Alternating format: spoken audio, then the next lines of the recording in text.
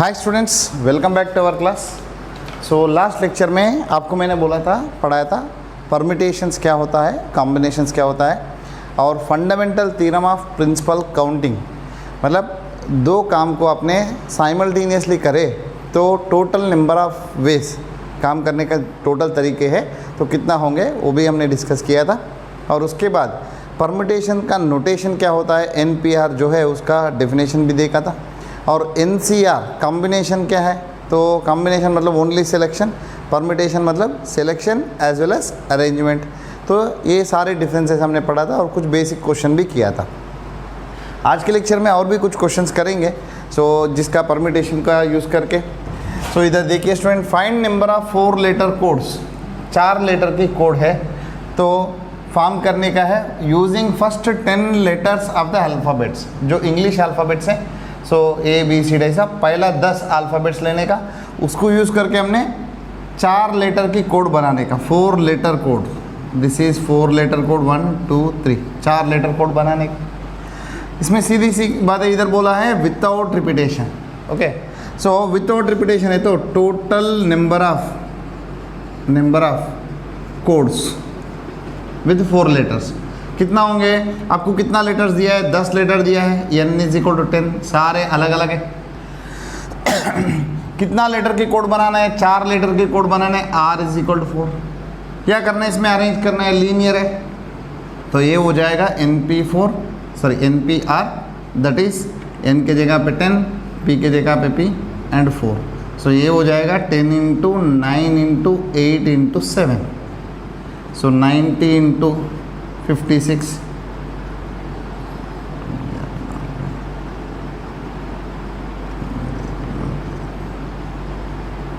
5040, ठीक है 5040 ये होगा। सो total number of 4 digits code होगा, इसमें मल्टीप्लिकेशन तो आराम से आंसर आ जाएगा आपको। सेम टू सेम ऐसा फॉर एग्जांपल आपको एक लाख दिया है, नंबर लाख, वो भी करते हैं हमने, पहले एक क्वेश्चन करेंगे।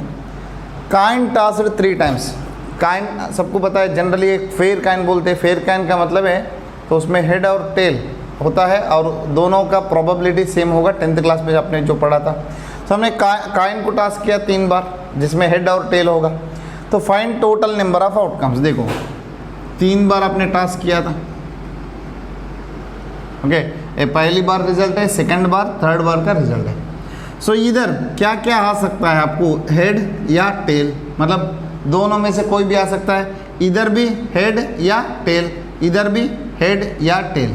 ओके, सो हर प्लेस में हेड या टेल ही आएगा और रिपीट हो सकता है, क्योंकि पहली बार टेल आया या हेड आया बोल के सेकंड बार रुकेगा नहीं, ठीक है। सो इधर टोटल आउटकम्स होगा, टोटल नंबर ऑफ आउटकम्स कितना होंगे, इधर भी 2, इधर भी 2, इधर भी 2। सो इधर n is equal total 3 places है, n इज इक्वल 3 प्लेसेस है। सो इधर सॉरी n इज इक्वल 2 है जो टोटल आउटकम्स है, r इज इक्वल कितना प्लेसेस है, 3 प्लेसेस है। ओके, अब देखो इधर कितना रख सकता हूँ मैंने, हेड या टेल। सो 2 इंटू, इधर हेड है tail, 2 into 2, so 2 raise to 3, 2 raise to 3। So हमने ऑलरेडी पढ़ लिया था n raise to r with repetition. Repetition जब अलाउड होता है n रेज़ टू r होता है, that is 2 raise to 3। So total outcomes आ जाएगा 8। सेम टू सेम आपने डाई रोल किया, डाई को भी हमने 3 बार रोल किया, डाई में कितना आउटकम्स आएंगे, 6। सो इधर भी 6 आउटकम्स में कोई भी एक आ सकता है, 1 2 3 4 5 6, इधर भी 6, इधर भी 6। सो टोटल आउटकम्स होगा, टोटल आउटकम्स होगा 6 into 6 into 6, that is 6 cube 216 outcomes होगा, ठीक है। हाँ, अभी ये कुछ फैक्टोरियल की नोटेशन से फैक्टोरियल्स आपको आना चाहिए। तो 5 फैक्टोरियल वैल्यू आपको पता है, 5 इंटू 4 इंटू 3 इंटू 2 इंटू 1, ये हो जाएगा 120। 7 फैक्टोरियल मतलब 7 इंटू 6 इंटू 5 इंटू 4 इंटू उसका 5 फैक्टोरियल मैं लिख सकता हूँ 42 इंटू 120। इसको कैलकुलेशन करो आप, आराम से आपको आ जाएगा 42 इंटू 120। सो इधर आ जाएगा 5040। ऑलरेडी हमने इधर कर चुका है जैसा, ये भी लगभग वही होगा, इसको सिंप्लीफाई करें, ठीक है। राइट। उसके बाद 7 फैक्टोरियल माइनस 5 फैक्टोरियल कितना होगा, 5040 माइनस 120, इसमें से 120 हटा दो, ओके, सो 4920, ठीक है, 4920। अभी 5 factorial by 7 factorial by 5 factorial, 7 factorial को कैसे लिख सकते हैं, 5040, और ऐसा लिख सकता हूँ मैंने 7 into 6 into 5 factorial upon 5 factorial, ये दोनों कट हो जाएगा, 7 6 42। सो ये सारे क्यों किया हूँ, इधर देखो जो सब्ट्रैक्शन है 2 फैक्टोरियल का, तो 7 माइनस 5 लेके करते हो आप, 7 माइनस 5 मतलब 2 फैक्टोरियल, ऐसा कर सकते कुछ बच्चे, तो ये नहीं होना चाहिए, 2 फैक्टोरियल मतलब 2 आएगा, but this is not equal to 2 factorial, okay. हमने पहले मैंने बताया था फैक्टोरियल का डिफरेंसेस, जो 2 नंबर का फैक्टोरियल है उसको ऐड करना है, तो दोनों को ऐड करके फैक्टोरियल नहीं लगा सकते, ओके। हाँ, इधर डिवीजन में भी 7/5 का फैक्टोरियल तो डिफाइन नहीं होगा, क्योंकि इरेशनल फ्रैक्शंस होता है, जो रेशनल नंबर से उसका फैक्टोरियल होगा नहीं, factorial will be defined for only whole numbers 0 1 2 3 4 ऐसा, ठीक है। हाँ, अभी 12 factorial upon 10 factorial into 2 factorial, 12 factorial इतना लंबा सिंप्लीफाई करना, this is nothing but 12C2 या 12C10, इसका सिंप्लीफाई करना है तो सीधा इधर देखो 12 फैक्टोरियल मतलब 12 इंटू 11 इंटू 10 फैक्टोरियल लिख सकता हूँ मैंने भाई, नीचे 10 फैक्टोरियल इंटू 2 फैक्टोरियल, ये दोनों कट हो जाएगा, 2 factorial is nothing but 2 6, so answer आ जाएगा 66। ये जो क्वेश्चन है अच्छा क्वेश्चन है, इधर 1/8 factorial plus 1/9 factorial is equal x upon 10 factorial, इधर नीचे 10 फैक्टोरियल है, इधर भी 10 फैक्टोरियल्स लाना है, तो इधर नीचे 10 फैक्टोरियल होना है, तो क्या क्या होना चाहिए नीचे और 9 और 10 से मल्टीप्लाई करना पड़ेगा, so 9 into 10 upon 10 into 9 into 8 factorial, इधर 10 से मल्टीप्लाई करो 10 upon 10 into 9 factorial is equal to x upon 10 factorial. अब इधर देखते, ये हो जाएगा 90 अपॉन, ये कितना हो जाएगा 10 factorial plus 10 upon 10 factorial is equal to x upon 10 factorial, ये हो जाएगा 100 upon 10 factorial is equal to x upon 10 factorial, दोनों सेम आ गए, इधर से आपको पता चलेगा x वैल्यू 100, ठीक है। So make a note students,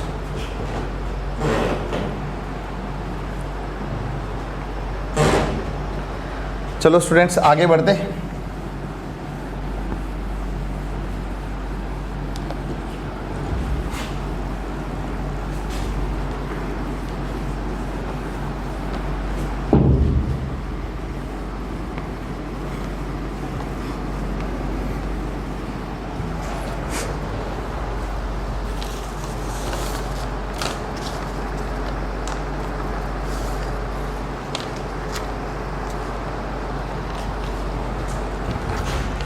उसके बाद अभी स्टूडेंट कुछ क्वेश्चंस करेंगे, जैसा मंडे, एक वर्ड दिया है मंडे, ठीक है। हाँ, उसके बाद एक नंबर लॉक ले रहा हूँ मैंने, number lock, okay, number lock जिसमें 0 to 9 यूज़ कर सकते हैं, डिजिट्स 0 to 9। हाँ, टोटल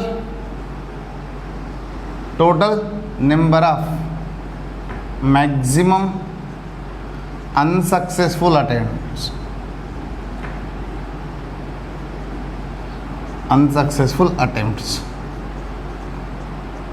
ये सारे हम डिस्कस करेंगे।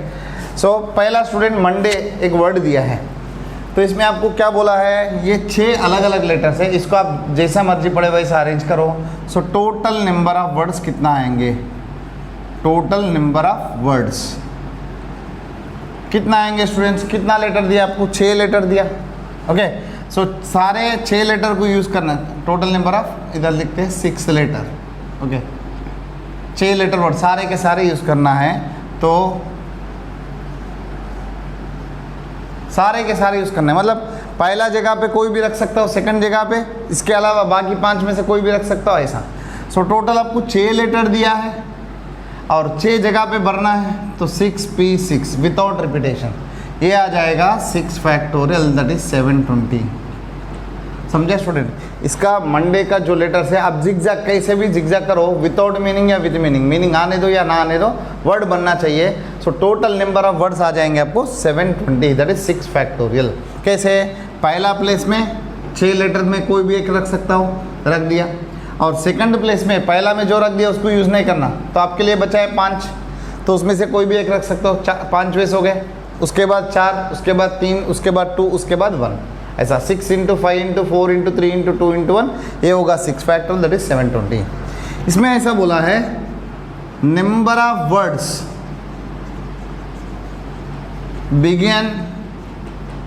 बिगेन विथ एम बोला है, कितना वर्ड्स एम से चालू होंगे। ओके, सो विदाउट रिपीटेशन ही हर केस में। इधर एम फिक्स कर दिया, एम तो उसने बोला कि एम रखना ही रखना है। सो अभी कितना लेटर बचा है, कितना प्लेसेस बचा है? 5 लेटर बचा है, 5 प्लेसेस बचा है, एम को छोड़े तो 5 letter 5 places. So 5 letters can be arranged in 5 places, in how many ways? 5 factorial ways, क्योंकि इसको भरने के लिए 5 चांसेस है, इसको भरने के लिए 4, 3, 2, 1 ऐसा। सो इधर total number of words begin with M क्या हो जाएंगे? इसमें तो यम रखने का फिक्स है, एक ही तरीका है।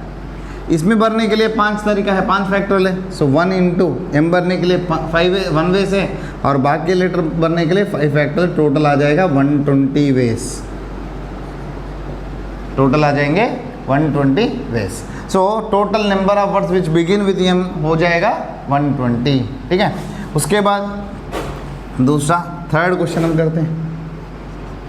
इसमें ऐसा बोला है बिगिन विथ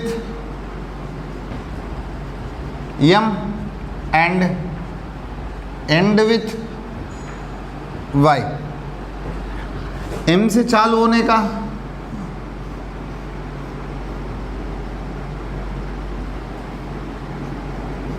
वाई से एंड होने का, मतलब पहली जगह पे यम, लास्ट जगह पे वाई फिक्स है, तो 2 लेटर तो आपने भर दिया है, फिक्स है, उसके लिए दूसरा तरीका है ही नहीं। अभी बाकी लेटर कितना बचा है? 4 लेटर को 4 प्लेसेस में भरना है, तो कितना हो जाएगा? 4 फैक्टोरियल बस। So number of words begin with M and end with Y using the letters of the word Monday without repetition is 4 factorial, मतलब हो जाएगा 24।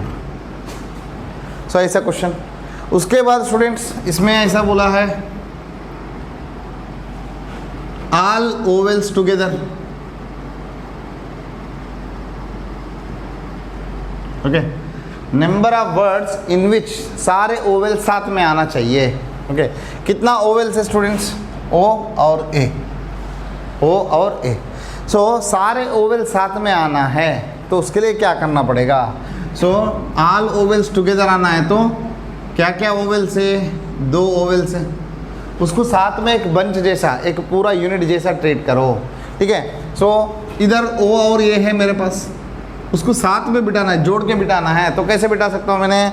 तो मेरे पास 2 तरीके हैं, ओ ए को साथ में ले सकता हूँ या ए ओ को साथ में ले सकता हूँ, मतलब इधर दोनों जगह पे दोनों ओवेल्स को फिल करना है, तो ठीक है। सो ए कामा ओ together can be arranged in how many ways? 2 factorial, that is 2 ways, 2 तरीके में हमने इसको अरेंज कर दिया। अभी क्या करने का? ए वो पूरा, ए और वो पूरा, इसको एक यूनिट मान लिया, ये पूरा एक यूनिट है। सो एम एक यूनिट है, एन एक यूनिट है, डी एक यूनिट है, वाई ये दूसरा यूनिट है, ठीक है। सो पहला 6 लेटर था, अभी कितना हो जाएगा? ए और वो को साथ में लिए तो 5 यूनिट्स हो जाएंगे, हर एक लेटर को मैंने यूनिट मान रहा हूँ। ऐसा इधर ए वो का बंच को भी एक यूनिट मान लिया। सो टोटल आपको आया 5 डिफरेंट यूनिट्स, जिसमें कोई भी सेम नहीं है, 5 डिस्टिंक्ट यूनिट्स। इसको अरेंज करना है, 5 units can be arranged in how many ways? जितना यूनिट्स है उतना ही जगह। जैसे मान लो आपको मैंने 5 लोगों को बिठाने के लिए बोला, भले आपको नंबर ऑफ सीट्स का बताया नहीं, बट 5 लोग बोला, मतलब कंसिडर करो 5 सीट ही है, okay, 5 places are only available, तो 5 लोगों को 5 जगह पे बिठाना है, तो 5 फैक्टोरियल। ऐसा इधर भी 5 यूनिट्स है, वर्ड फॉर्म करना है तो वर्ड के लिए एक पर्टिकुलर सीट तो नहीं चाहिए, आप किधर भी अरेंज करो। अरेंजमेंट में आप जितना लेटर्स लेते हो उतना सीट का इंपॉर्टेंट है। सो इधर 5 यूनिट है तो 5 यूनिट का 5 जगह है, तो ये 5 जगह में ये 5 यूनिट को अरेंज करना है तो 5 फैक्टोरियल होगा, ठीक है, दैट इज़ 120। हाँ, अब सो इधर फंडामेंटल थ्योरम यूज़ करते हैं, fundamental theorem of principle counting. पहला हमने क्या किया, ओवेल्स को अरेंज किया, तो ओवेल्स को अरेंज करने का कितना तरीका हो गया, 2। उसके बाद बाकी सारे यूनिट्स को अरेंज किया, ये कितना तरीका हो गया, 120। So required words, required number of words क्या हो जाएंगे, ये पहला way into second way 120, so total आ जाएंगे 240। देखो टोटल वर्ड्स कितना आया था, टोटल वर्ड्स आया था 720, जिसमें ओवेल्स साथ में रहने वाला कितना है, 240। हाँ, अब देखो इधर 2 ही ओवेल्स हैं, रहे तो या साथ में या अलग अलग। So number of words in which vowels are not together, okay, साथ में नहीं आने का मतलब टोटल में से हटा दो, ओके, तो वो भी करेंगे, कैसे करना, और ये हो गया। उसके बाद इसमें ही क्वेश्चंस बहुत सारे, एक वर्ड लेके हमने जितना सारा क्वेश्चन बना सकते हैं तो काउंट ही नहीं है, ठीक है, बहुत सारे क्वेश्चन बना सकते हैं। और इधर मैंने और एक क्वेश्चन बताता हूँ। हाँ, अभी number of words in which ovals are in even places, vowels को इवन प्लेस में ही रखना है, तो आपके देखो इधर 6 जगह है, 1 2 3 4 5 6। ओवेल्स को मैं किधर रख सकता हूँ, सेकंड प्लेस में, फोर्थ प्लेस में, सिक्स्थ प्लेस में, बट आपको ओवेल्स कितना है, 2 ही तो है, तो 2 को 3 प्लेसेस में तो नहीं बिठा सकता, बट 3 में से कोई 2 ले सकता हूँ। सो number of ways of arranging 2 vowels in even places, in how many ways, देखो आपके पास 3 जगह है, 3 जगह में से 2 ओवेल्स को बिठाना है, तो पहले आपको क्या करना, 3 में से कोई भी 2 सेलेक्ट करो, सेलेक्ट करना, सेलेक्ट कर लिया, 2 सेलेक्ट कर दिया। उसके बाद उसमें क्या करना, ए और ओ को अरेंज करना, मतलब selection as well as arrangement, इधर परमुटेशन का लॉजिक यूज़ करना है। तो आपको कितना ऑब्जेक्ट्स है टोटल, कितना प्लेसेस दिया, 3 में से कोई 2 सेलेक्ट करके उसमें चूज़ करना, ए के लिए कौन सी प्लेस है, ओ के लिए कौन सी प्लेस है, मतलब अरेंजमेंट भी आ गया। सो इधर ये हो जाएगा 3p2, ओके, 3 जगह में से 2 जगह सेलेक्ट करके उसमें ए ओ को अरेंज कर दिया, 3p2 that is 3 × 2 that is 6 ways, okay, total 6 जगह पे 6 तरीके से हमने ए और ओ को अरेंज कर सकते हैं। चलो 2 ओवेल्स को अरेंज कर दिया, बाकी कितना कॉन्सोनेंट्स बचा, 4। सो 4 consonants can be arranged in remaining 4 places. देखो 4 में से 2 जगह अरेंज कर दिए, तो 2 जगह ए और ओ को बिठाए, तो बाकी 4 बचेगा, तो रिमेनिंग 4 प्लेसेस, 4 लेटर को 4 जगह पे अरेंज करना है, तो in 4 factorial that is 24 ways. Therefore required ways हो गया, रिक्वायर्ड वेज मतलब number of arrangements in which vowels in even places only, तो कितना हो जाएगा, इधर 6 हो गया, इधर 24 हो गया, ओके, सो कितना हो जाएगा, 144 हो जाएगा, ओके। सो टोटल 720 अरेंजमेंट्स था, जिसमें ओवेल्स इवन प्लेसेस में रहने वाला अरेंजमेंट्स कितना है, 144, ओवेल साथ में रहने वाला है 240। अभी यही क्वेश्चन ऐसा बोला है, vowels are not together, vowels are not together, हाँ, सो इधर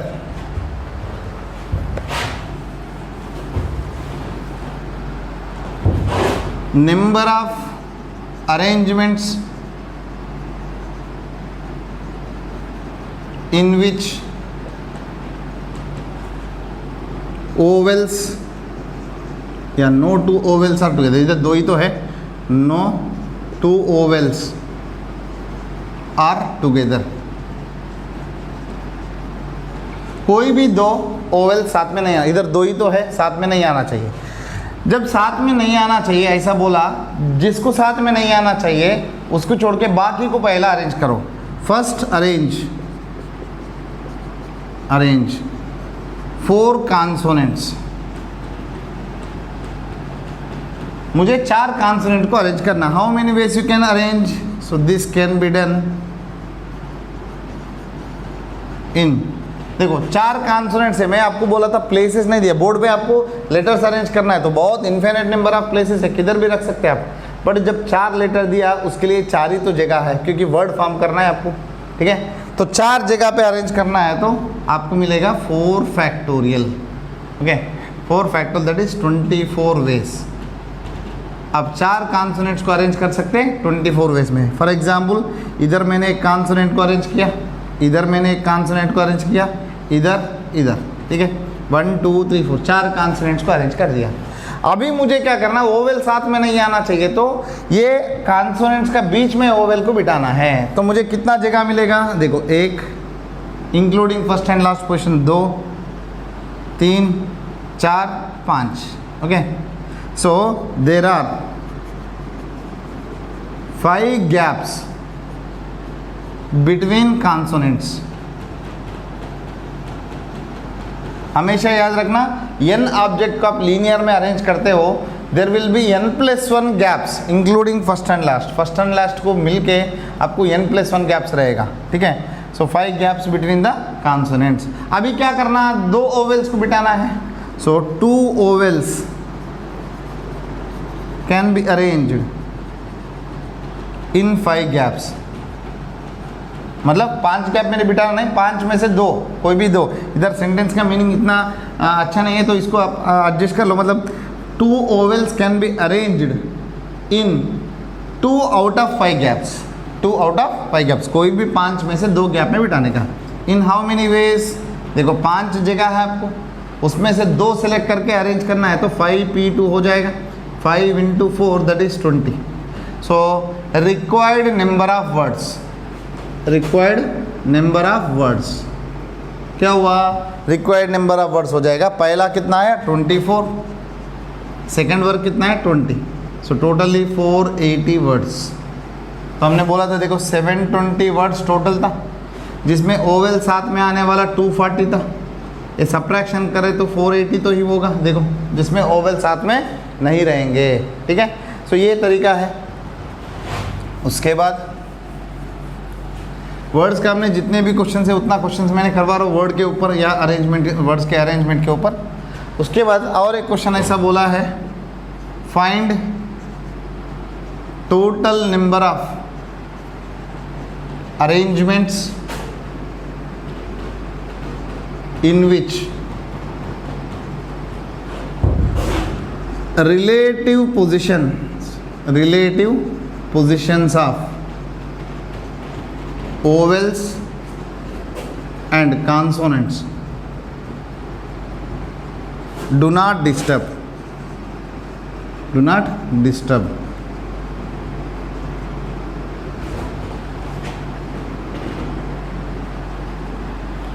इसका मतलब क्या है, जैसे आप वर्ड अरेंज कर रहे हैं तो उसमें लेटर्स को आप जैसे चाहिए तो वैसा घुमा सकते हो।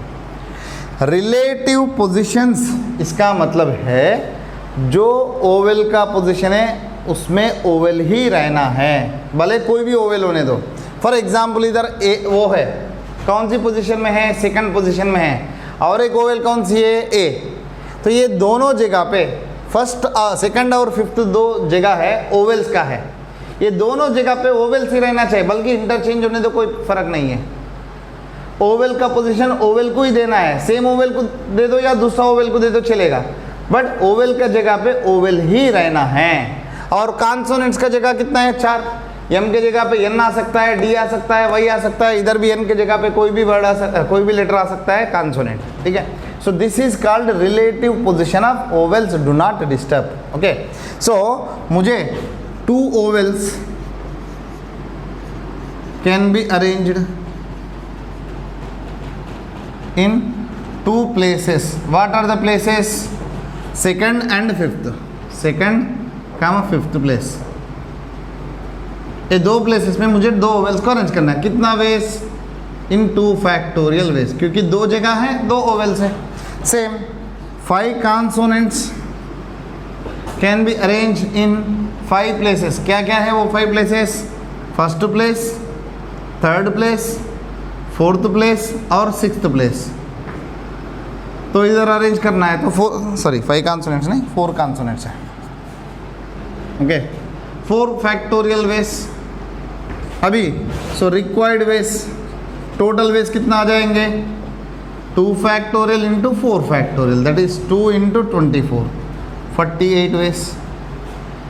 समझा? इधर आप वोवेल्स को इंटरचेंज कर सकते हो, कॉन्सोनेंट्स को अपनी जगह पे इंटरचेंज कर सकते हो. इसको हमने बोलते हैं relative positions of vowels do not disturb.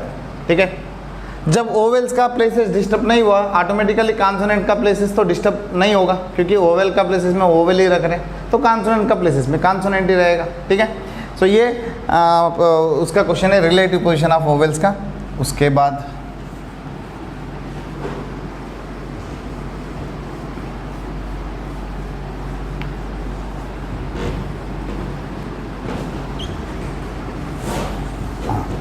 इधर लाख का क्वेश्चन मैंने लिखा था, इसको मिटाया. अभी बता देता हूँ लाख के क्वेश्चन क्या है.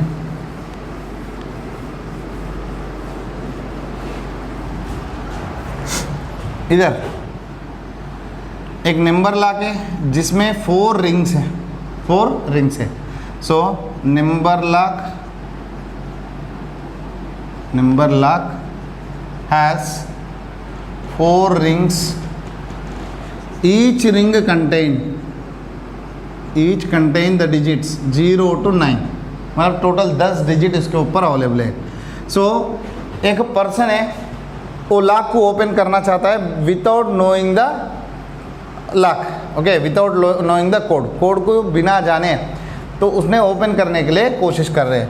सो टोटल नंबर ऑफ या maximum number of, okay, maximum number of unsuccessful attempts कितना होंगे?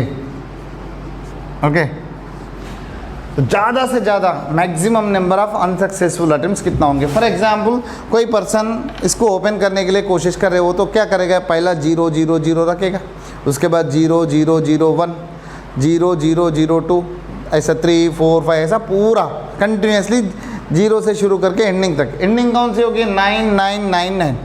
मान लो उनका किस्मत खराब है, तो जो लाख रखने वाला है 9 9 9 9 ही रखा, बट उनको पता नहीं, वो शुरुआत से चालू किया.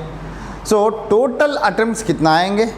उसमें एक ही तो सक्सेस होगा, सबसे लास्ट वाला सक्सेस है. सो बाकी सारे क्या हो जाएंगे? अनसक्सेसफुल अटेम्प्ट्स है. So this is maximum number of unsuccessful attempts. So total attempt उसने कर दिया है, जिसमें लास्ट अटेम्प्ट, सबसे लास्ट अटेम्प्ट में उसको लाख खुल गया था. तो maximum number of unsuccessful attempts कितना होंगे?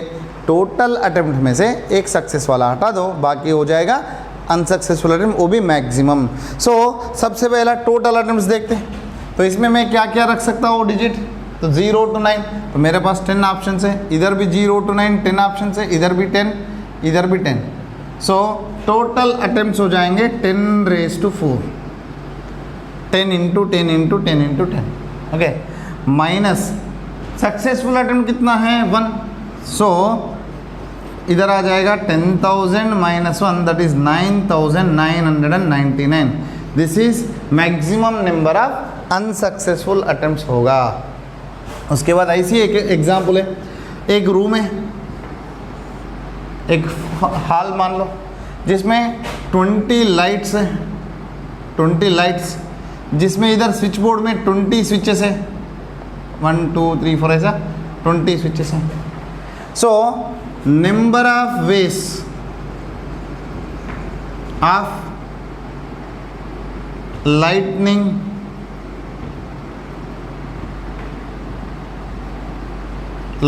The room. रूम पूरा अंधेरा है, उसमें लाइट करना है, लाइट आना चाहिए, भले वो एक लाइट होने दो या 2 होने दो या 10 होने दो या पूरा का पूरे होने दो। So what is the number of ways of lightning the room, मतलब रूम में से अंधेरा हट जाना चाहिए।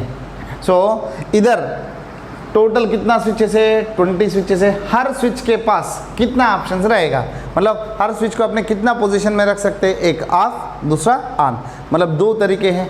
So total number of veg कितना हो जाएंगे, पहला स्विच का 2 तरीका, सेकंड का भी 2, थर्ड का भी 2, फोर्थ का भी 2, ऐसा सारे 20 स्विचेस है तो 2:20। इधर रिपीटेशन अलाउड है, देखो पहला स्विच को ऑन रखे तो सेकंड वाला को भी ऑन रख सकते हैं ऐसा। सो टोटल 2:20, जिसमें लाइट आने वाला भी है, पूरा लाइट बिल्कुल बंद होने वाला भी है। हाँ, आपको पूरा लाइट रूम में पूरा लाइट बिल्कुल नहीं रहना है तो कब होगा, सारे स्विचेस कब होना, क्या होना चाहिए, हाफ में होना चाहिए। सब ऑफ में कितने बार कितने वेस हो जाएंगे, एक ही वे, पहली ऑफ रखो, सेकंड वाला भी ऑफ कर दो, थर्ड फोर्थ ऐसा सारे के सारे ऑफ कर दो, that is only 1 way. Okay, ये एक ही तरीका है रूम को पूरा अंधेरा रखने के लिए। और उसमें मान लो मैंने एक लाइट भी चालू किया तो रूम में रोशनी आ जाएगी। सो रूम विल लाइट अप। सो इधर रूम को लाइट करने का तरीका है, मतलब मिनिमम से मिनिमम एक स्विच चालू करना है, या टोटल नंबर ऑफ वेस में से अंधेरा वाला हटा दो। अंधेरा वाला कितना है, only 1 way. So this is the total number of ways in which the room can be lighten. Okay, ये क्वेश्चन है। उसके बाद मान लो एक स्टूडेंट है, ओके, जिसके पास 20 क्वेश्चंस है। एक एग्जाम लिख रहे हैं जिसके पास 20 क्वेश्चन है, हर एक क्वेश्चन में 4 मल्टीपल ऑप्शंस हैं, 4 मल्टीपल ऑप्शंस है। How many ways you can give the answers, भले वो सही होने दो गलत होने दो। सो total number of veg he can answer बोल रहा हूँ, आंसर करेक्टली होगा, आंसर रॉन्गली होगा। वो आंसर कर रहे हैं, वो सही हो सकता है गलत भी हो सकता है। Total number of ways you can answer. देखो पहला क्वेश्चन में क्या क्या ऑप्शन दे सकता है, A B C D कोई भी 4, सेकंड क्वेश्चन में 4, थर्ड क्वेश्चन में 4, ऐसा टोटल 20 क्वेश्चन है तो 20 times. So total number of veg हो जाएगा 4:20, 4:20।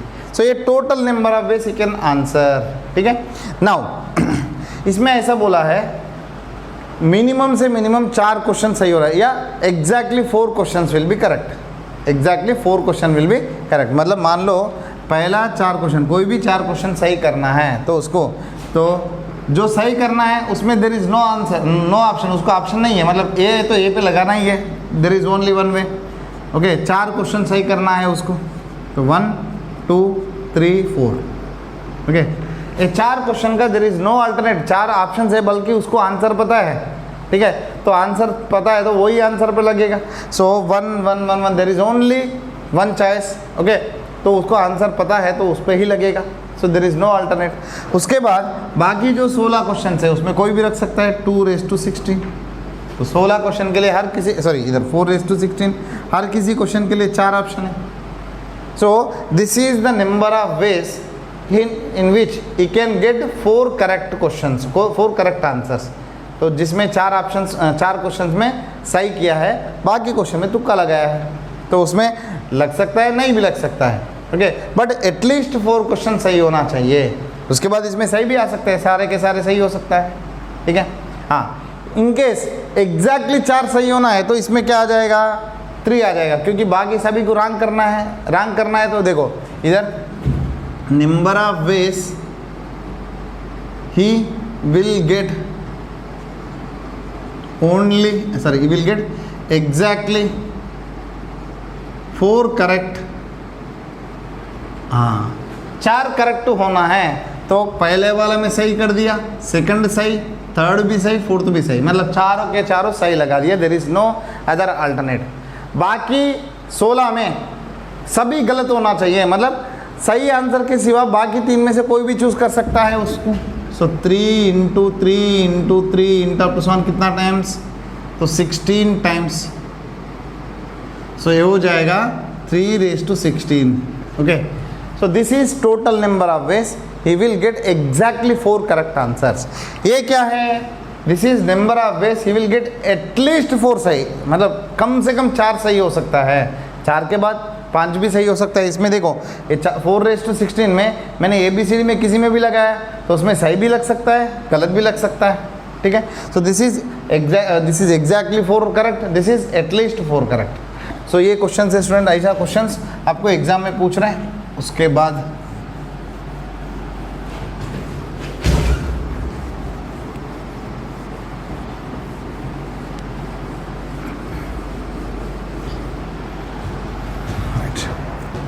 एक रेलवे ट्रैक है, रेलवे ट्रैक है जिसमें station number 1 2 up to 20 station है, 20 स्टेशन है। सो एक पर्सन ये रेलवे ट्रैक में किधर से भी किधर जा सकता है। मान लो if a person is enable to travel from 1 station to another station, उसको एक स्टेशन से दूसरा स्टेशन जाना है, तो इधर बाहर एक काउंटर है, ओके, बाहर एक काउंटर है, तो एक काउंटर में एक टिकट खरीदा हो, कोई भी स्टेशन में चढ़ सकता है, कोई भी स्टेशन में उतर सकता है। So total number of different tickets must be printed, okay.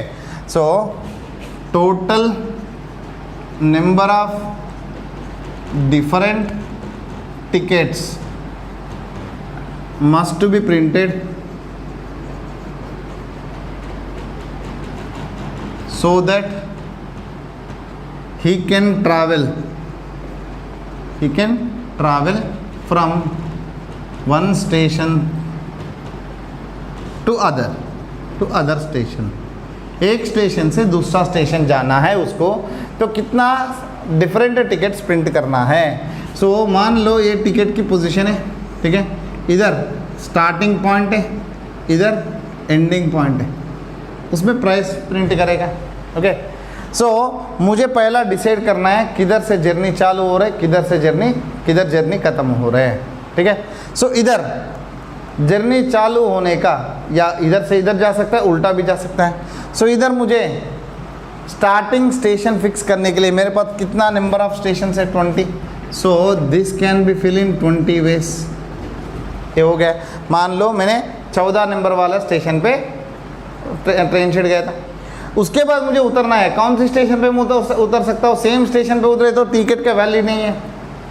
सो कोई ना कोई दूसरा स्टेशन में उतरना चाहिए, या इधर साइड या इधर साइड, ठीक है। सो इधर एंडिंग स्टेशन चेक करने के लिए मेरे पास 14 के सिवा कोई भी दूसरा नंबर, मतलब देर will B only 19 station, because मैं जो स्टेशन पे चढ़ गया था उधर काउंट नहीं करना, वो ऑलरेडी एलिमिनेट हो गया, और बाकी 19 में से कोई भी स्टेशन में मैं उतर सकता हूँ, या इधर जाने दो ट्रेन या इधर जाने दो। So there will be total arrangements of 2 station. मुझे स्टार्टिंग और एंडिंग सिलेक्शन करना है, तो 20 × 19, okay, according to fundamental theorem of arithmetic. पहली वाला चूज़ करने का तरीका 20 है, सेकंड वाला चूज़ करने का तरीका 20 है, तब मेरा टिकट प्रिंट हो गया, ओके। इसमें पहले वाला स्टेशन का नाम, इसमें उतरने वाला स्टेशन का नाम प्रिंट हो गया, प्राइस प्रिंट हो गया, बस खत्म। So this type of ticket is 1, okay. So उसके बाद इधर आपको टोटल मिलेगा 20 × 19, total 380 different tickets must be printed, so that a student or a person can travel from one station to another station along the railway track। so ये पूरा track में एक person एक स्टेशन से दूसरा स्टेशन जाना है, सो उसको compulsory 380 different tickets must be printed. So same to same total number of different greeting cards must be printed, okay. Same to same question मैं बोलता हूँ, आपके क्लास में 20 बच्चे हैं, सो ऐसा डिसाइड किया हर बच्चे ने किसी दूसरे बच्चे को कंपलसरी एक गिफ्ट कार्ड देने के लिए डिसीजन लिया है। So each student will give a gift card to another student, okay.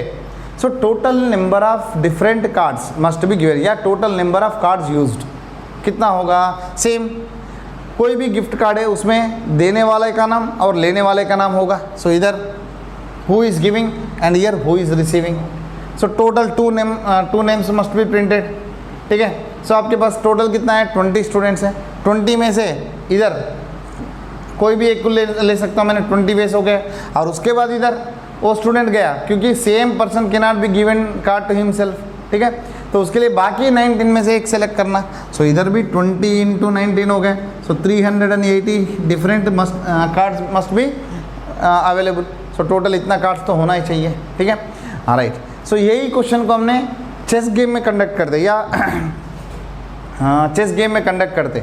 So for example 20 students हैं, 20 स्टूडेंट्स का बीच में एक स्टूडेंट का दूसरा स्टूडेंट का बीच में चेस गेम लगाना है, तो कितना चेस गेम लगा सकते हैं। सो इधर टोटल नंबर ऑफ गेम्स कितना हो जाएंगे। देखो 2 बंदे को सिलेक्ट करना है, बस आपको उधर अरेंज करना नहीं है। मान लो इधर एक स्टूडेंट इधर एक स्टूडेंट, मान लो स्टूडेंट ए स्टूडेंट बी लेते हैं, ओके। सो ये दोनों का बीच में मैच लगाना है। ए को इधर बिठाओ, बी को इधर बिठाओ, या बी को इधर बिठाओ, ए को इधर बिठाओ, दोनों में कोई फर्क नहीं पड़ेगा। सो जितने बार ये इंटरचेंज करते हो, सो 2 अलग अलग कार्ड बन गया। देखो पहला ए बी को दिया, बी ए को दिया, ये दोनों अलग अलग है। पर इधर चेस गेम में ए बी से खेला या बी से ए खेला, दोनों बराबर है। सो टोटल इधर 380 जो आया है, इसमें आपको /2 होगा, ओके। क्योंकि ये बी इधर बिठाया, बी ए को इधर बिठाया, मतलब दोनों अलग अलग है पहला कार्ड में। अभी मैच में कंपेयर करते तो दोनों सेम ही है। ऐसा हर कार्ड में ए बी आ गया, ऐसा सी डी ले लो, सी डी डी सी, और ये ऐसा 1 2 2 1, ओके 1 3 3 1, ऐसा सभी 2 2 आ जाएंगे। वो 2 2 अलग अलग ट्रीट नहीं करना, उसके लिए एग्जैक्टली हाफ हो जाएगा। इसका सिंपल सी चीज़ है 20C2, आपको सिर्फ सिलेक्शन करना है, अरेंज करना नहीं है, सिर्फ सिलेक्शन करना है। उसके बाद वो दोनों को बिठाओ, गेम खेलेंगे। सो 20C2 इसका फार्मूला ऐसा होगा 20 × 19/2 × 1, ठीक है। उसके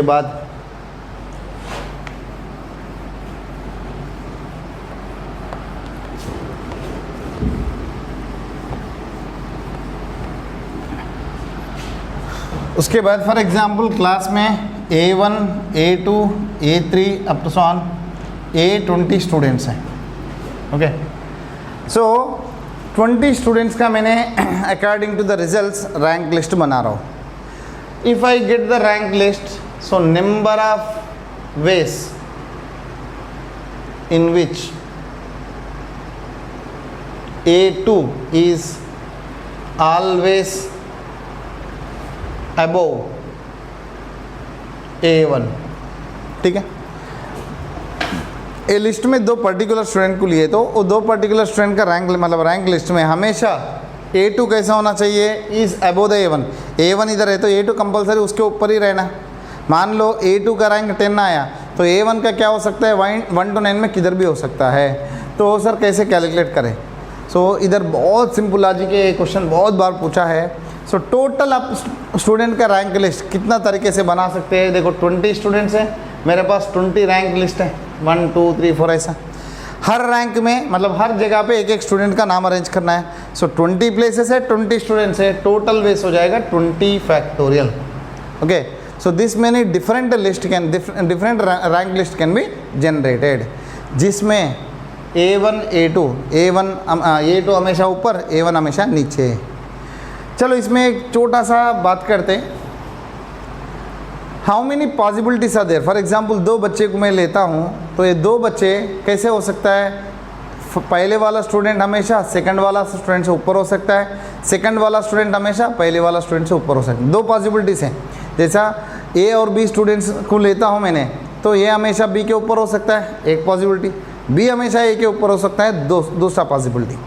जब इधर स्टूडेंट्स का हमने लिया, स्टूडेंट का कैरेक्टर का या स्टूडेंट का इंटेलिजेंस का कुछ बात नहीं किया हमने। सो each student is having equally likely probability, मतलब हर एक स्टूडेंट का पहले रैंक में आने का जितना प्रोबेबिलिटी है, सेकंड वाला का वो उतना ही होगा, थर्ड वाला का, फोर्थ वाला का, मतलब सारे स्टूडेंट को पहली जगह पे आने का प्रोबेबिलिटी सेम रहेगा, ओके। सो इतना रैंक लिस्ट में पहली वाला मान लो जो भी नंबर आया उसमें 100 टाइम्स स्टूडेंट ये गॉट फर्स्ट रैंक है, तो सेम A2 को भी 100 टाइम्स होगा, A3 को भी 100 टाइम्स ऐसा फर्स्ट रैंक आ सकता है। मतलब each student will have same probability. So A1 A2 से ऊपर आने का प्रोबेबिलिटी जितना होता है, A2 भी A1 आने का ऊपर आने का प्रोबेबिलिटी भी उतना ही होगा। मतलब जितने भी लिस्ट बनता है उसमें आधा लिस्ट में A1 ऊपर रहेगा, आधा लिस्ट में A2 ऊपर रहेगा। तो इसका लॉजिक सिंपल है, अपन ठीक है 2 फैक्टोरियल। मान लो ये दोनों का जो जगह फिक्स कर दिया, इधर A2 इधर A1 मान लो फिक्स कर दिया, तो ये दोनों में A1 इधर A2 इधर आएगा एक वे, A2 इधर A1 इधर आएगा दूसरा वे। तो आपको उसमें से एक ही चाहिए, मतलब टोटल वेस में से आधा कर लो, that is 20 into 19/2। So 10 into 19 factorial होगा इसका आंसर। हाँ सर, इधर ऐसा बोला, number of ways in which A2 is exactly above A1। मतलब A2 कैसा होना चाहिए, बराबर A2 का A1 का ऊपर होना चाहिए। मतलब देखो जो लिस्ट में ऐसा होना चाहिए, A2 इधर A1, रैंक लिस्ट कैसे भी बनने दो, ये दोनों साथ में जोड़ना चाहिए और उसका पोजीशन फिक्स है।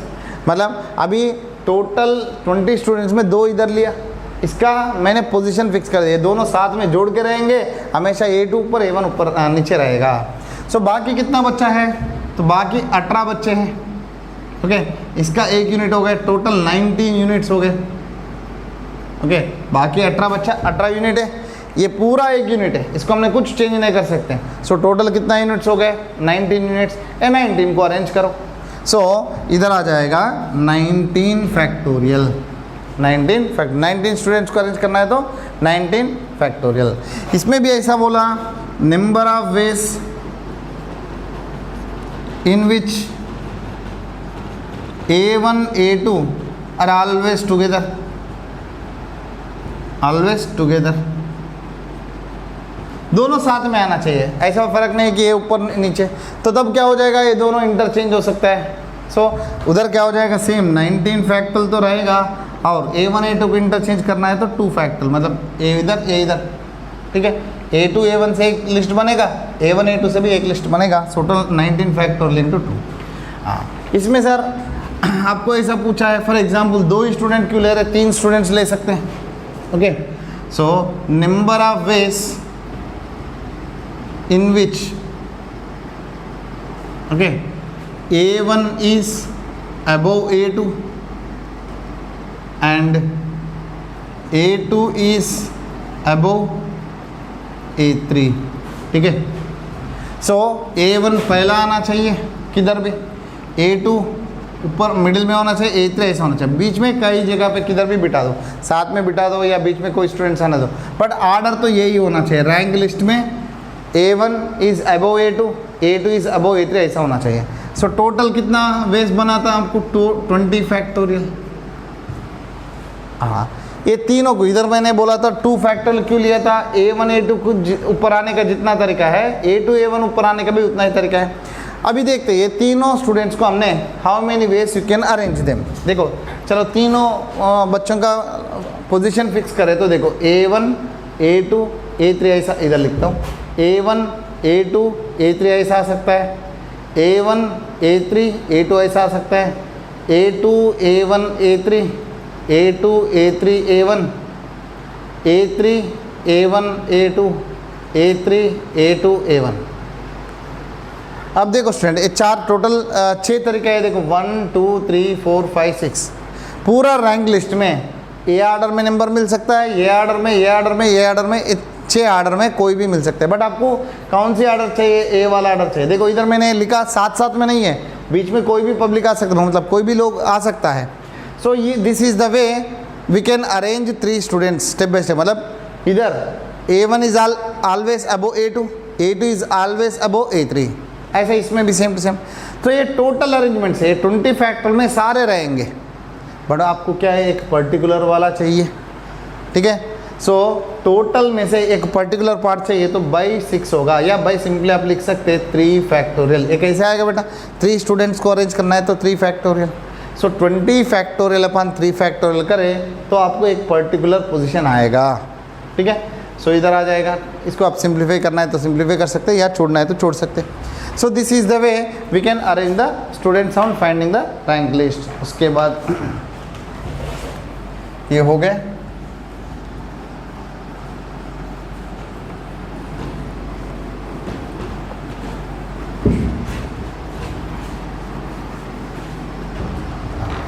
अभी तक हमने जो पढ़ा था वो नॉन रिपीटेड वर्ड से, मतलब डिसिमिलर थिंग से डिस्टिंक्ट ऑब्जेक्ट्स के लिए। अभी इन केस n ऑब्जेक्ट्स दिया है आपको जिसमें P1 objects are first kind similar objects है, ओके।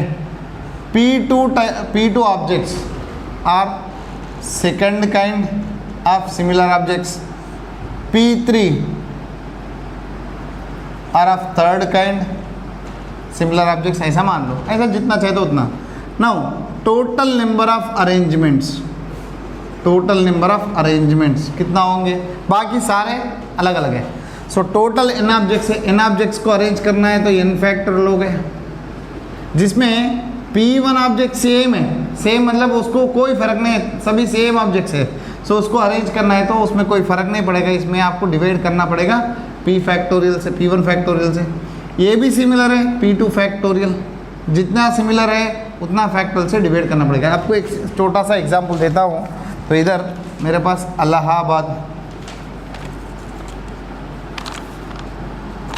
ओके, एक वर्ड है। सो इधर total number of different words formed, total कितना वर्ड्स फॉर्म होंगे आपको देखो कितना लेटर्स है, 1 2 3 4 5 6 7 8 9 लेटर्स हैं। सो जनरली ये तो 9 फैक्टोरियल होना चाहिए, बट इसमें देखो ए कितने बार आ रहे हैं, 4 बार आ रहे हैं। इसका मतलब है देखो 4 first kind of similar objects, मतलब ये जो है ये सभी ए में कोई भी फर्क नहीं है, सारे सिमिलर है। कितना है, 4 है। तो जितना सिमिलर है उतना फैक्टोरियल से डिवाइड करो, ए का हो गया। और देखो एल कितना है, ये दोनों सेम है। सो इधर 2 फैक्टोरियल। और कोई सेम है, देखो ए हो गया, एल हो गया, बी तो एक ही है, एच तो एक ही है, डी तो एक ही है।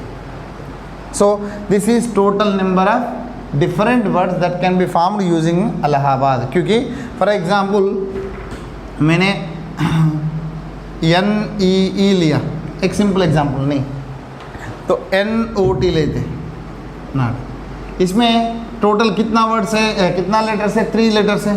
सो टोटल वर्ड्स आ जाएंगे, total words 3 factorial that is 6। देखते हैं इसमें NOT, NTO, TON, TNO, OTN, ONT, total 6 आ गया। अभी इसमें देखते हैं, इसमें total number of words, total words कितना आना चाहिए, 3 फैक्टोरियल, बट इधर 2 सेम है तो by 2 factorial that is 6/2 that is 3 words आना चाहिए। देखते हैं NE एक हो गए। अब देखो इधर OT को मुझे इंटरचेंज करते एक फ़र्क पड़ा, बट ये दोनों को इंटरचेंज करे तो कोई फ़र्क नहीं पड़ेगा। तो ENN एक आएगा, ENE, तो उसके बाद EEN। सिर्फ आप N का पोजीशन चेंज कर सकते हो, पहला सेकंड लास्ट, उसके अलावा ये दोनों को पोजीशन चेंज करते तो कोई फ़र्क नहीं पड़ेगा, ठीक है। तो उसके वजह से 2 फैक्टोरियल से डिवाइड करते हो, इधर भी सेम टू सेम, ठीक है। सो ये सिमिलर ऑब्जेक्ट्स दिए तो ऐसा आपको यूज़ करना है। उसके बाद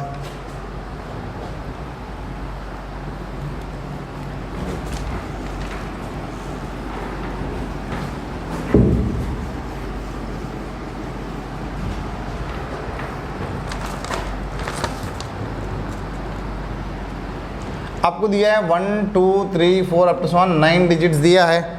इसमें 4 डिजिट नंबर फॉर्म करो विदाउट रिपीटेशन, विदाउट रिपीटेशन। कितना होगा, सीधी सी बात है 9P4। सो 9 इंटू 8 इंटू 7 इंटू 6, इसको कैलकुलेट करें तो आपको total number of 4 digit numbers आ जाएगा विदाउट रिपीटेशन। उसमें और दूसरा क्वेश्चन ऐसा दिया है 100 का 1000 का बीच में डिजिट्स चाहिए, मतलब नंबर्स चाहिए farmed by using the digits. क्या क्या डिजिट्स यूज़ करना है आपको? 0 1 2 3 4 5, नो रिपीटेशन अलाउड नहीं है। अब देखते स्टूडेंट्स, इधर आपको ऐसा बोला है नंबर्स बिटवीन 100 to 1000, मतलब आपको कितना डिजिट नंबर चाहिए कंपलसरी? 3 डिजिट नंबर ही तो चाहिए। और 100 मतलब 101 से शुरू करके 999 तक, तो इधर 1 2 3 4 कोई भी रख सकते हो 9 तक, ठीक है। सो सारे 3 डिजिट नंबर चाहिए, क्योंकि एक्सेप्ट 100 को छोड़ के, ओके 100 में रिपीटेड है, वैसे इधर रिपीटेड वाला चाहिए नहीं, तो आपको सारे 3 डिजिट नंबर चाहिए बिना रिपीटेशन वाला। सो इधर मैं क्या क्या रख सकता हूँ स्टूडेंट्स? देखो 0 तो नहीं रख सकता हूँ, 100 के ऊपर है तो 1 भी 2 3 4 5 कोई भी रख सकता हूँ। सो मेरे पास कितना ऑप्शन है? 5 ऑप्शन है, ठीक है। देखो फर्स्ट प्लेस फिल करने के लिए 0 तो नहीं रख सकता हूँ, बाकी 1 2 3 4 5 कोई भी रख सकता हूँ, तो बल्कि उसके वजह से वो कंडीशन सारे कंडीशन सेटिस्फाई करे। ये नंबर होगा 100 का 1000 का बीच में, और यही डिजिट्स में फॉर्म कर सकता हूँ। मान लो फॉर एग्जांपल 1 इधर यूज़ किया, ये गया। अभी कितना प्लेसेस बाकी है? 2 प्लेसेस बाकी है, जिसमें कितना डिजिट्स अवेलेबल है? 1 2 3 4 5 डिजिट्स में 2 डिजिट सेलेक्ट करके इधर अरेंज करना है, तो सीधा 5P2। सो 5 डिजिट्स में से 2 डिजिट सेलेक्ट करके इसमें अरेंज करना है, तो 5P2। आप 0 इधर रखो कोई फ़र्क नहीं पड़ेगा। सो total number of required numbers कितना आएंगे? ये तो 5 इंटू 5P2 मतलब 5 इंटू 4 क्या आ जाएगा? 100, ओके।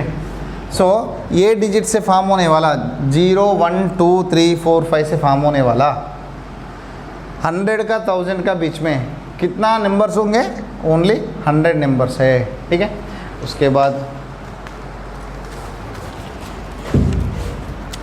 आपको ऐसा दिया है NP5 is equal to 42 into NP3 दिया है, तो n ग्रेटर देन 4 है, तो वैल्यू फाइंड करना है n का।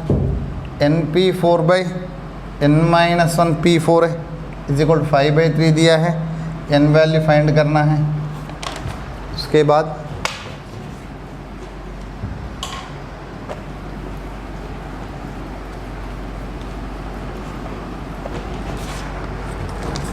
Five into 4P R value 6 into 5P R-1 है, तो R वैल्यू फाइंड करना है।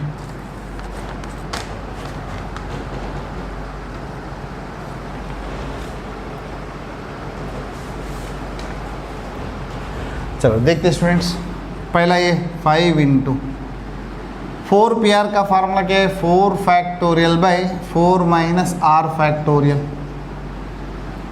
इधर 6 इंटू ये हो जाएगा 5 factorial by 5 minus R-1 factorial. देखो 4 इंटू 5 4 फैक्टोरियल इंटू 5 मतलब 5 फैक्टोरियल हो जाएगा, 5 factorial cancel. So 1/4 minus R factorial is equal to 6/, ये कितना हो जाएगा student? Minus into minus plus हो जाएगा, 6 minus R factorial, 6 minus R factorial, 1/4 minus R factorial is equal to 6/, ठीक है। हाँ 6 माइनस R फैक्टोरियल को 6 माइनस R इंटू उससे एक कम 5 माइनस R इंटू उससे एक कम 4 माइनस R फैक्टोरियल लिख सकता हूँ। ये दोनों कट हो गए, इसको इधर ला रहा हूँ 6 minus R into 5 minus R। ये देखो आप इसको मल्टीप्लाई करके सिंप्लीफाई करें तो आपको क्वाड्रेटिक इक्वेशन आएगा, उसमें से 2 वैल्यूज आएंगे। बट एक सिंपल तरीका है, दोनों कॉन्सेक्यूटिव नंबर्स हैं, इधर जो 6 बचा है इसको कॉन्सेक्यूटिव का प्रोडक्ट लिखो 3 2 देखो ये बड़ा नंबर है, बड़ा नंबर, ये छोटा नंबर है, छोटा नंबर को इक्वेट करो तो 6 माइनस R इज इक्वल 3, तो R इज इक्वल 3 आएगा। दूसरा ये दोनों को भी कंपेयर करो, 5 minus R is equal to R is equal 3 आएगा, दोनों में सेम आ रहा है, तो इसमें R वैल्यू आ जाएगा 3। इधर NP5 इसका फार्मूला क्या है? n into n-1 into n-2 into n-3 into n-4। देखो स्टूडेंट NP5 मतलब n से उल्टा 5 नंबर लिखो बस, इज इक्वल 42 मतलब 7 6 लिख रहा हूँ। NP3 को n into n-1 into n-2, ठीक है। अब देखो n n-1 n-2 n n-1 n-2 cancel. देखो दो नंबर से, दो कॉन्सिक्यूटिव नंबर से, इधर भी दो कॉन्सिक्यूटिव नंबर से, ये बड़ा है तो n-3 इज इक्वल 7, तो n इज इक्वल टू 10। ये छोटा है, दोनों को कंपेयर करें तो n-4 is equal 6, n is equal to 10। दोनों में 10 आ रहा है तो आंसर आ जाएगा n इज इक्वल 10। इधर भी सेम टू सेम, इसका n into n-1 into n-2 into n-3 पाई, इधर n-4 से 4 नंबर उल्टा, n-1 से n-2 n-3 n-4, इधर भी 4 नंबर लिखा था, इज इक्वल टू 5/3।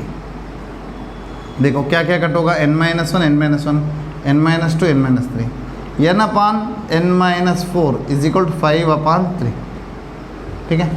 अब देखो स्टूडेंट्स, अब क्रॉस मल्टीप्लाई करो तो कितना आ जाएगा, 3n is equal to 5n minus 20। इसको इधर लेके आ जाओ, 20 is equal to 2n, n is equal to 10, ठीक है।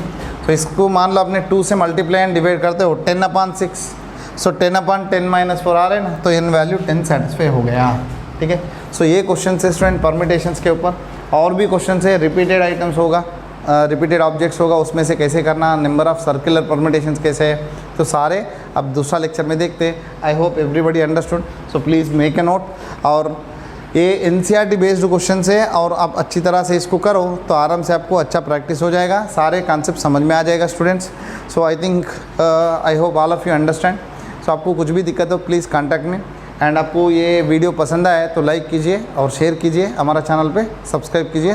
Thank you students, have a nice day.